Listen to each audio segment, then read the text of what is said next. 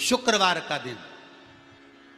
तो कहोगे गुरुजी ये कथा कहां से निकाल के लाए हो? तो विष्णु पुराण में से आप उसको स्मरण कर सकते हो। काय में से? विष्णु पुराण में से। एक पात्र में देसी गाय का दूध, जल उसमें रखकर, और आपके यहाँ अगर लड्डू गोपाल हो, यदि आपके घर में ठाकुर जी हो, लड्डू गोपाल हो, विष्णु जी का कोई स्वरूप हो, श्री हरि का कोई स्वरूप हो, तो उस पर शुक्रवार के दिन आप संध्या के समय पर दुर्वा डालकर उस दुर्वा से अगर लक्ष्मी जी के नामों का 108 बार उच्चारण कर कर, घी का दिया लगाकर, कैसर के चावल साथ में रखकर केवल उस जल का और दूध का मात्र छींटा देते हो, तो उसके घर में कभी लक्ष्मी की कमी नहीं आ सकती, संपदा बढ़ती चली जाती है। 108 बार लक्ष्मी के नाम का मात्र उच्चारण कर लेने पर, भगवान विष्णु के चरणारविंद पर, भगवान विष्णु के चरणों पर केवल उस दुर्वा का, जल का, दूध का सींचन कर देने से भी लक्ष्मी की वृद्धि होती, लक्ष्मी देती, दुर्वा बढ़ती है। और दुर्वा का एक बहुत सुंदर गुण है महाराज, बहुत सुंदर गुण है दुर्वा का। जहां पर उसके भीतर गांठ आती है ना, वहां से 2 रास्ते बना देती है। बोलो बनाती कि नहीं बनाती?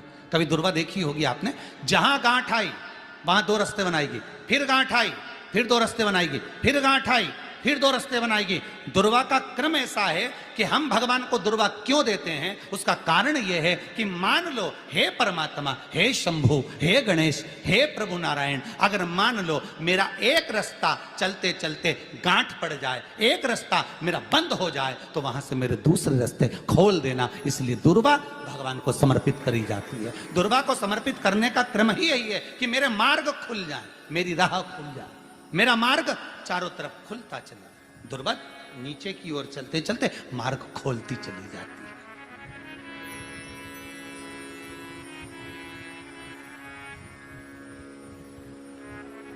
अमृत है ये, इसलिए नष्ट नहीं होती। तोड़ के रख लेना, प्रैक्टिकल करके जरूर देखना, सियोर वाला महाराज कहीं झूठ तो नहीं बोल रहा है। तोड़ कर रखो दुर्वा को, बोरी में भर कर रखो। 4 साल, 6 महीने, 8 महीने बाद सूख जाए, बेकार हो जाए, उसके बाद भी उसको खेत में, बगीचे में कहीं ले जाकर पटक देना, 8-15 दिन पानी देना। देखो फिर वापस वही हरि की हरि होना, वही कहीं ना कहीं से स्फुटित होते फिर आगे बढ़ना चालू कर देगी। उसका तत्व है अमृत, वो अमर है, मरती नहीं, फिर चालू हो जाती। शिव कहते हैं यही अमरता है, यही अमरता है कि दुख आया तो मरने की नहीं सोचना है। तकलीफ आई, कष्ट आया, रोग आया, बीमारी आई, थोड़ा सा तकलीफ आ गई, थोड़ी बीमारी आ गई, थोड़ा दुख आ गया, तो ये मत सोचना मैं मरना है। नहीं नहीं नहीं, अभी तो और जीना है। तो किस लिए जीना है? कोई कहेगा इसको कहीं आसक्तियां होंगी, घर की, परिवार की, कुटुंब की, कबीले की, इसलिए जीना चाहती है, इसलिए जीना चाहता। नहीं, आसक्ति एक रखना कि मैं जीना इसलिए चाहता हूं, मैं और जीना चाहती हूं, इसलिए चाहती हूं कि अब मैं भगवान का भजन करना चाहती हूं। अभी तक मैंने परिवार, कुटुंब, कबीले, संसार के लिए करा, अब जितनी जिंदगी दी उस मालिक ने, अब मैं उसका भजन करूं। दुर्वा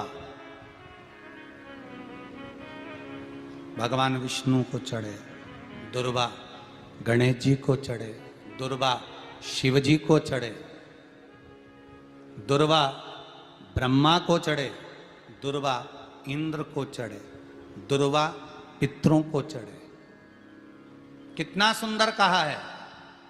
जिसके घर में पितृदोष प्रबल होता है, बहुत प्रबल पितृदोष है, तो उसके घर के जहां पानी का मटका रखा था, पितृदोष मालूम है ना? पितृदोष का लक्षण क्या होता है? 1 रुपए कमाओ, 1.25 रुपए खर्च हो, समझ लेना पितृदोष है। रात्रि को सो गए तुम, बड़े चक नींद आ गई तुमको, बहुत प्रेम से सो गए, सोने के 1.5 घंटे या 2 घंटे बाद तुम्हारी नींद खुल जाए और कम से कम आधे घंटे तक तुमको भूख लग रही हो, समझ लेना पितृदोष है। सोकर उठने के बाद में जैसे ही 1-2 घंटे की नींद हो गई और अचानक नींद खुल गई और तुम्हें भूख लग रही है, भूख लग रही है, प्यास लग रही है बहुत तेज, अभी सोए हो, 1.5 घंटा ही हुआ, 2 घंटा ही हुआ, भूख लगने लगी, बहुत तेज भूख लग रही है, समझ लेना पितृदोष है। पितृ भूखे हैं, भोजन की याचना कर रहे हैं, भोजन की याचना। सोने के बाद तत्काल नींद खुले 2 घंटे के बाद, भूख लगे, उसका भी एक समय बताया है महाराज ब्रह्मवर्ता पुराण के अंतर्गत कि रात्रि को सोने के बाद में 1 घंटे की नींद हो जाए और उसके बाद में 2 घंटे के अंदर वापिस नींद खुल जाए और भूख लगने लगे तो समझ लो पितृ भूखे हैं, भोजन मांग रहे, अन्न मांग रहे, पितृ दोष है।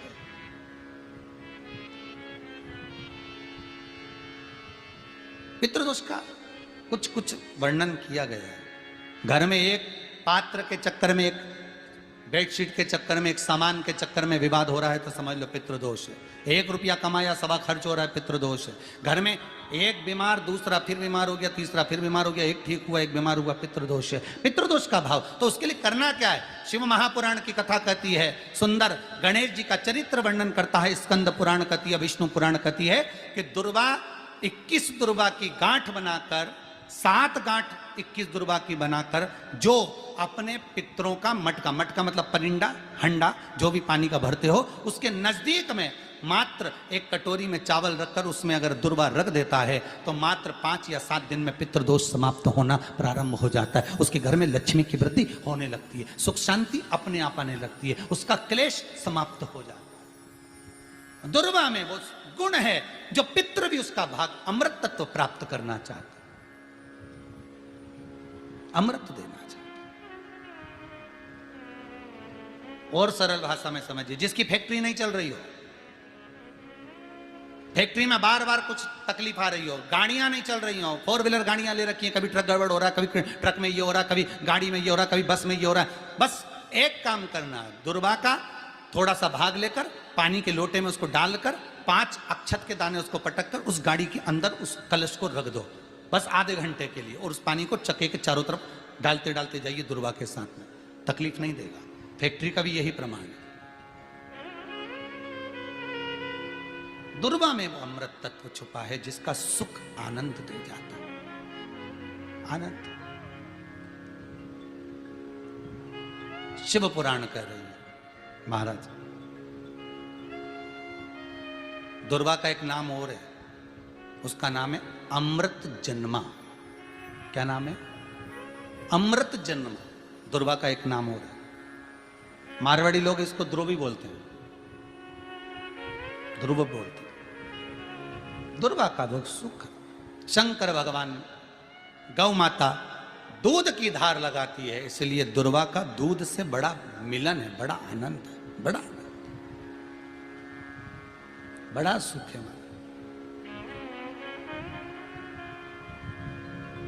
कोई भी ग्रह अनुकूल नहीं है, सब बेकार चल रहे हो, सब प्रतिकूल चल रहे हो, दूध के पात्र में दुर्वा डाल लो, पीपल के वृक्ष के नीचे चढ़ा कर आओ, राहु केतु शुक्र शनि जो भी गड़बड़ है सब सुधरना चालू हो जाता है। दुर्वा का वो सुख। जिस नदी में स्नान करो, तीर्थ में जाकर, उस नदी के पास में कोई बगीचा लगा हो, वहां की दुर्वा को तोड़कर स्नान करते समय नदी में मात्र विसर्जन कर देने पर पितरों को पिंड पहुंच जाता है। मात्र उस दुर्वा का विसर्जन कर देने पर पितरों को पिंड का भाग मिल जाता है। अभी ना तो तुम्हारे पास में आटा है, ना तुम्हारे पास में चावल है, ना तुम्हारे पास में पिंड है, ना कोई तुम्हें संकल्प छुड़ा रहा है, ना कोई तुम्हारे पास में वस्तु है, उसके बाद भी पितरों को भाग मिल रहा है। काय से? केवल एक दुर्वा के तत्व से। स्नान करने से पहले पवित्र नदी में, गंगा यमुना नर्मदा सरयू आदि किसी पवित्र नदी में आप स्नान कर रहे हो, वहां के बगीचे में घूमकर आप जाते तो हो, पैदल ही नहाने जाते हो, तो घाट के आसपास में कोई बगीचा, वहां की दुर्वा तोड़ ली, एक दुर्वा नहाने से पहले अपने पूर्वजों पितरों के नाम से नदी में छोड़ दी। फूल तो छोड़ते ही हो, दिया भी छोड़ते हो, बस एक ही चीज नहीं छोड़ते, वो दुर्वा, और वो ही काम की, वही काम की। तुम कुछ छोड़ो ना छोड़ो, एक दुर्वा का भाग छोड़ दिया, वो पितरों के लिए होता है, सुख प्रदान करने वाला। शिव पुराण कह रही है महाराज, देवताओं को अमृत कितनी बार मिला? 1 बार। दुर्वा को अमृत कितनी बार मिला? जम के बोलिए, 5 बार।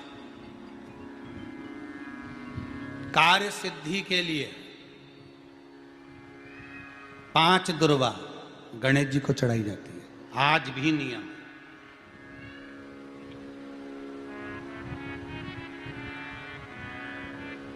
कभी आपको मौका मिला हो और आपने रावण संहिता पढ़ी हो।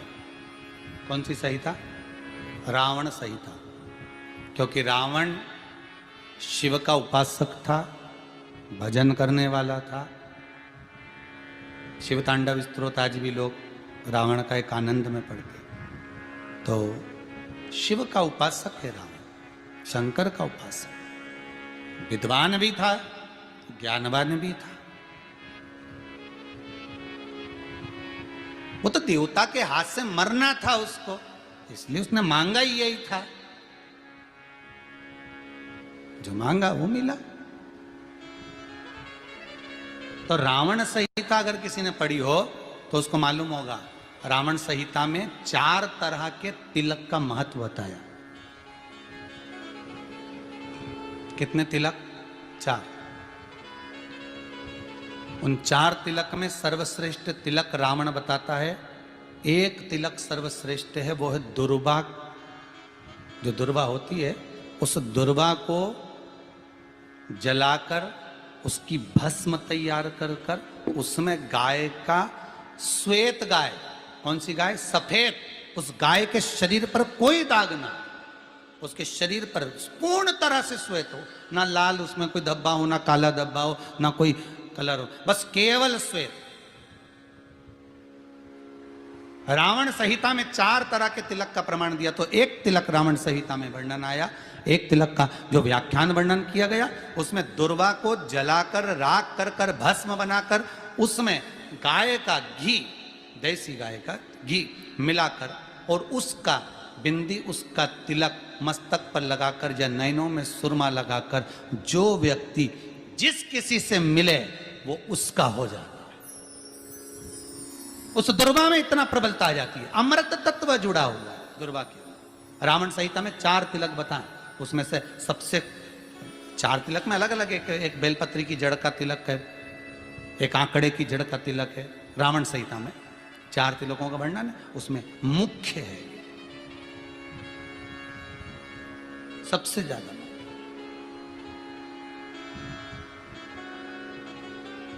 हम तो कहेंगे, अगर मान लो वैसे तो नौकरी करने जाओ, सर्विस करने जाओ तो आंख में काजल लगा कर जा नहीं सकते, नहीं तो लोग ही कह देंगे कहाँ से आया है। मालूम पड़े तुम नौकरी के लिए इंटरव्यू देने जाओ और आंखों में काजल लगा के चले जाओ, तो फिर भी एक प्रयास करना, फिर भी एक प्रयास करना। उस दुर्वा का जो काजल बनाओ, मूछे हो, दाढ़ी हो, कहीं कहीं पर भी उसकी एक बिंदी लगा कर चले जाओ, वो असर करेगी और आपको वो जॉब मिल ही जाएगा, ये पक्का है। उसमें आकर्षण होता। दुर्वा आकर्षण का केंद्र करती है। आपको कभी आपके नयनों में दर्द हो रहा हो, जलन हो रही हो, तो आप दुर्वा, हरी भरी जहाँ दुर्वा हो वहां थोड़ी देर चलने का प्रयास करिएगा, आपके नेत्रों का विकार समाप्त हो जाएगा। दुर्वा में वो एक सुख है, वो अमृत छुपा हुआ, और एक बार का अमृत नहीं, 5 बार का अमृत दुर्वा के अंदर।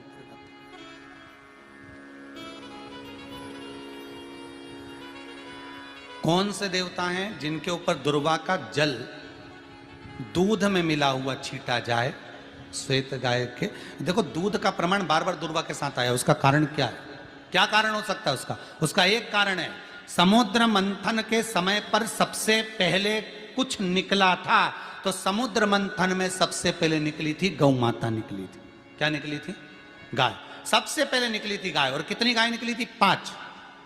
पहली नंदा, दूसरी सुभद्रा, तीसरी सुरभि, चौथी सुशीला, 5वीं बहुला। ये 5 गाय समुद्र मंथन में निकली। अब समुद्र मंथन में जब गौ माता निकली तो सारे 33 कोटि देवता मंथन में जो लगे हुए थे, उन मंथन को करते करते देवता थक चुके थे। सारे देवता थक चुके थे। बहुला सुरभि और सुशीला से बोली, सुभद्रा से बोली, नंदा से बोली, अपना काम है, एक काम करो, अपन आप रूप दूध की धार बहाना प्रारंभ करो। अपने आप दूध की धार हम मृत्यु लोक में हम भेजें इन देवताओं के लिए, तो देवताओं को अमृत तत्व मिलेगा, आनंद होगा।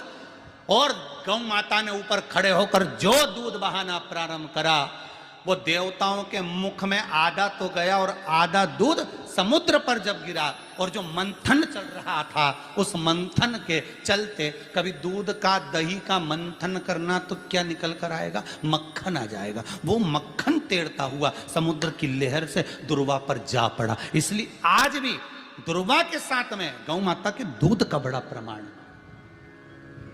वो भी देसी गाय, जर्सी नहीं, विदेशी नहीं, देसी गाय। और देसी गाय का दूध का बड़ा बड़ा प्रमाण है सर। हम कई बार कथाओं में कहते हैं, जैसा खाया अन्न, बोलते जाओ, वैसा हो गया मन, जैसा पिया पानी वैसी हो गई वाणी, और जैसा पिया दूध वैसी बन गई बुद्ध। बुद्धि कैसे बनी है? दूध से बनी। डब्बे का दूध पियोगे तो डब्बे हो जाओगे, थैली का दूध पियोगे तो थैली, बोतल का दूध पियोगे तो बोतल। तो दूध का बड़ा असर।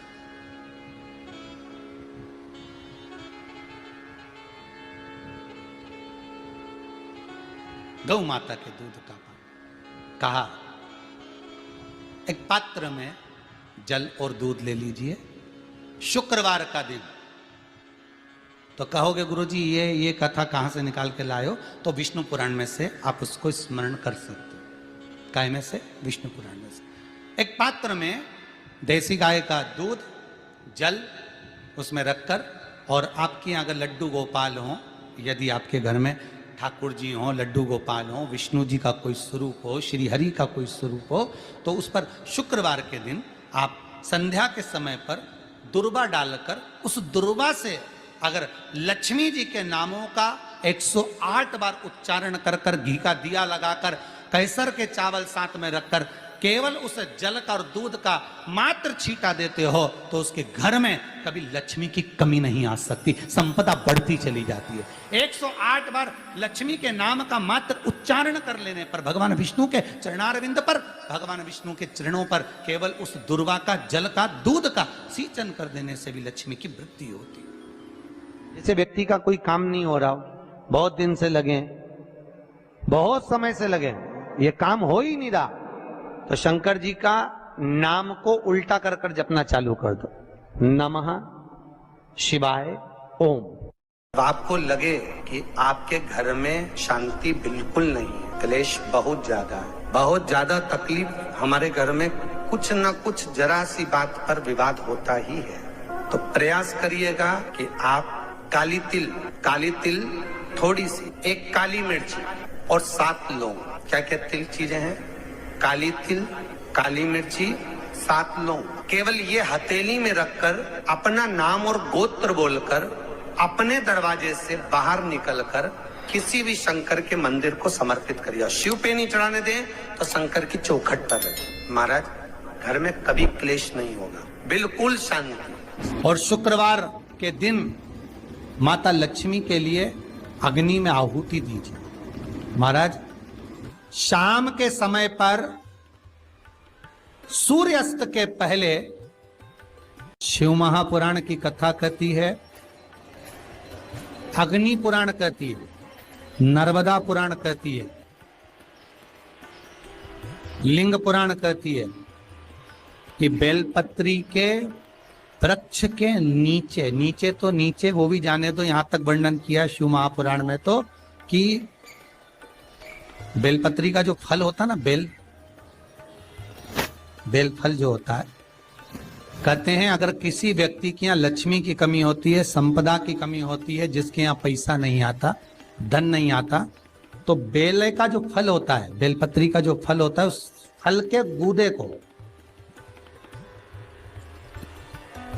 बेलपत्री के फल का गुर्दा निकाल लो, सुखा लो, गाय के घी में उसको डुबो लो, और शुक्रवार के दिन माता लक्ष्मी के लिए अग्नि में आहुति दीजिए। महाराज, शाम के समय पर सूर्यास्त के पहले ये जो आहुतियां हम बेले के गुर्दे के फल की गाय के घी में डुबोकर माता लक्ष्मी और भगवान विष्णु के नाम से देते हैं महाराज। 2 या 3 शुक्रवार करोगे, लक्ष्मी की कभी कमी नहीं आती, संपदा बढ़ती है। एक प्रयोग और कर कर देखना, कभी अगर मौका मिले आपको तो प्रयोग कर कर देखिए। लिंग पुराण के अंदर लिखा हुआ है, शिव पुराण में, लिंग पुराण में और स्कंद पुराण में कहा गया है कि अगर किसी ने बेले के फल का अगर थोड़ा सा भी गुर्दा पाया है, बेले के फल को खाया हो या बेल का रस पिया हो या बेल के फल का जूस पिया हो, अगर वो व्यक्ति का अनायास किसी कारणवश प्राण भी छूट गए हो, तो शिव महापुराण की कथा कहती है कि 27 दिन तक वो बेल के फल का रस उसके नस नस में रहता है, तो उस व्यक्ति को यम नहीं छूते, वो कैलाश पर निवास करता है। मर भी जाता है तो अधोगति में नहीं पड़ता, नरक नहीं भोगता, वो बैकुंठ पद का कामी हो, बैकुंठ का निवासी।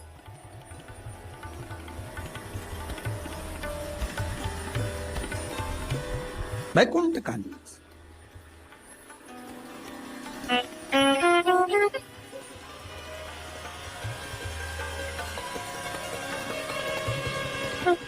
ये जो शिव जी को चढ़ती बेलपत्री हुई, शमी पत्र हुआ, मदार का पुष्प, आंकड़े का जो पुष्प हुआ, ये सब साधारण नहीं है। साथ शंकर का एक एक गुण तत्व ग्रहण करने वाले, शंकर का अनुमोदन करने वाले, शिव को एक एक वस्तु जो चढ़ने वाली साधारण नहीं।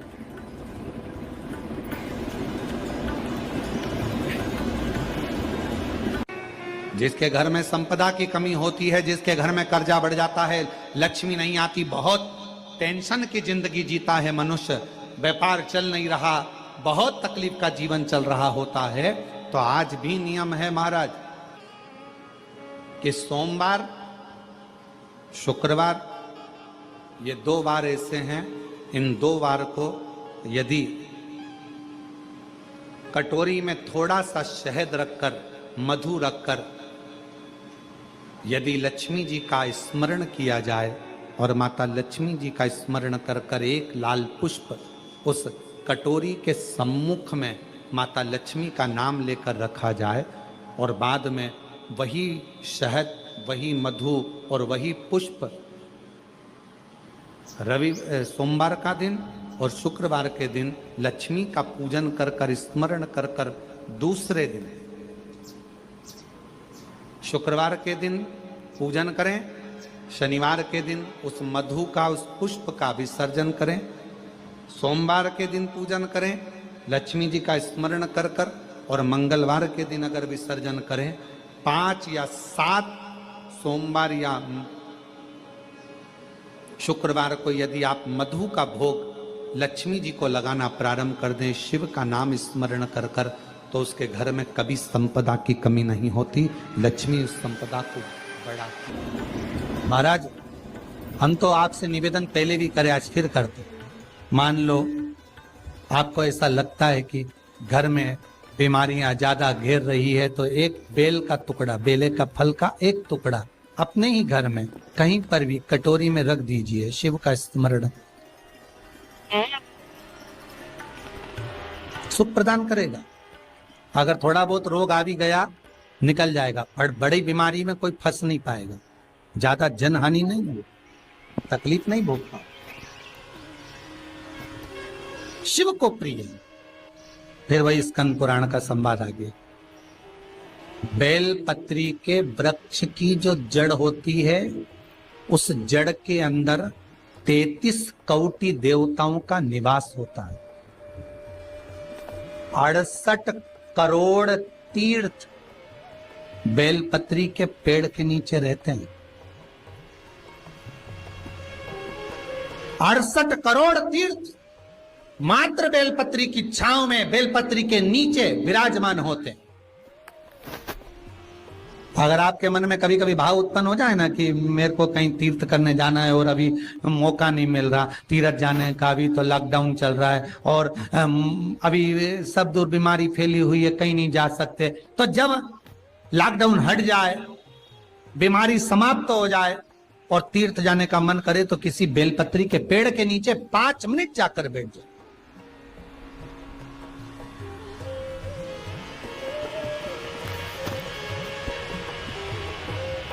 और जप लो, श्री शिवाय नमस्तुभ्यम। जितने बैठे हो टीवी के सामने प्रेम से बोलो, श्री शिवाय नमस्तुभ्यम। जितने टीवी के सामने बैठे हो फिर से बोलो, श्री, साथ में बोलो, आगे आगे नहीं, श्री शिवाय नमस्तुभ्यम।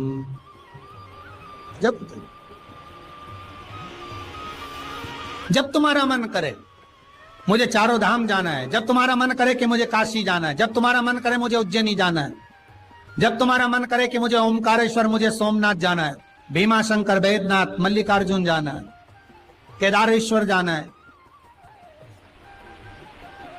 बस नागेश्वर जाना है, थोड़ी देर के लिए बेलपत्री के पेड़ के नीचे जाकर भी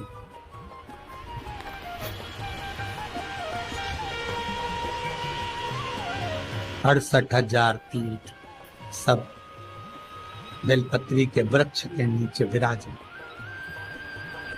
जहां पर देवराज के प्राण छूटे वहां बेलपत्री का पौधा है, बेलपत्री का वृक्ष है। हिंदू धर्म में आज भी रीति है, मरने वाले व्यक्ति, अब तो ये कोरोना महामारी में ना गाड़ी में भरे ने लेकर चले गए और जला दिया, पर पहले जो नियम था शास्त्रार्थ के अनुसार, जब कोई व्यक्ति मरता था उसको कंधे पर लेकर जाते थे, तो ले जाने के बाद में बीच राह में एक स्थान ऐसा आता था जहां पर अर्थी को उतारते थे, विश्राम स्थल पर उस अर्थी को उतारा जाता था। और वो केवल विश्राम स्थल ऐसे नहीं होता था, वहां पर बेलपत्री का पौधा होता था, पेड़ होता था, उस बेलपत्री के वृक्ष की छांव उस मुर्दे पर भी पड़ जाती थी तो उसको यम की कैद नहीं भोगना पड़े, उसको यम की कैद, यम की त्राण नहीं भोगना पड़े।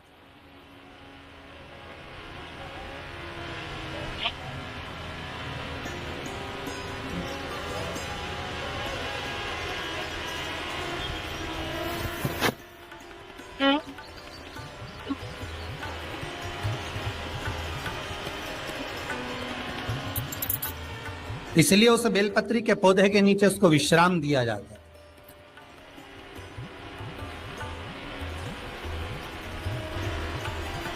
बेलपत्री के पौधे के नीचे उसको विश्रामता दी गई। जब शिव कह रहे हैं, देवराज तेरे प्राण छूटे, मना नहीं है तेरे प्राण छूटे, पर तेरे प्राण जहां छूटे वो बेलपत्री का वृक्ष था।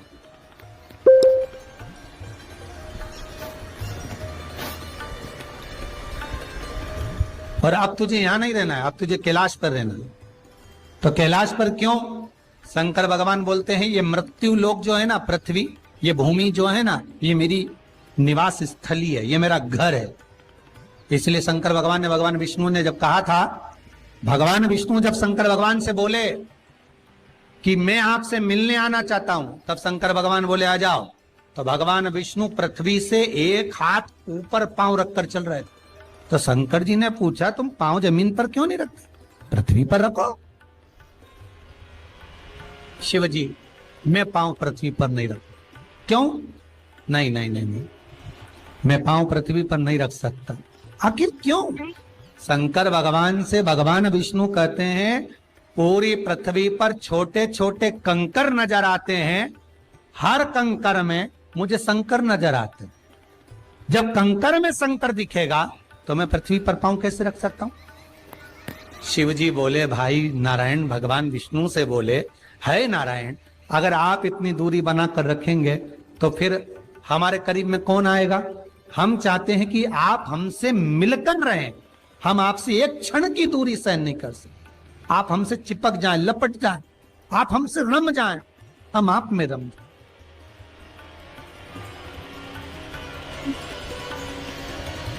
कुछ ऐसा कर दो, शंकर जी कह रहे हैं नारायण कुछ ऐसा कर दो कि शंकर नारायण से दूर नहीं रहे, नारायण शंकर से दूर नहीं रहे, ऐसा कुछ कर दिया जाए।